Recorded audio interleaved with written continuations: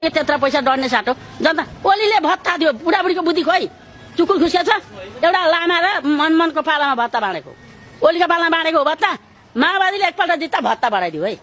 सही कुरो गर्नुपर्छ सत्य कुरो बोल्नुपर्छ असत्य कुरो ओलीका बाउको घर बेचेर दिएको होइन हामीलाई भत्ता हाम्रा छोराछोरीले रिमिटेन्स पठाएको पैसा हो त्यति डढाउने साटो पनि एउटा एउटा स्कुल खोलिदिएको भए फ्रीमा स्कुल सरकारी खोलिदिएको भए गरिब दुखियाले त पढाउँथे कमसेकम गरिब दुखिया छोरा अहिले पनि धुलो चाटिरहेका छन् बाटामा पढ्न नपाएर भनेपछि यो भ्यू टावर बनाएको चाहिँ यहाँ दमको लागि उपलब्धिमूलक छैन अनुत्पादक भएन केही छैन त्यहाँ कालो कुकुर पनि जाँदैन कालो कुकुर पनि पस्दैन त्यहाँ कोही गएको पनि छैन अनि योभन्दा अगाडि चाहिँ कसलाई मतदान गर्नुहुन्थ्यो भन्नु मिल्छ म त सबैलाई गर्थेँ ओलीले धनी पूर्जा दिन्छु भनेर खपै पाएर चोरले अब आयो भने जुत्ताको माला लाउँछु म टोलमा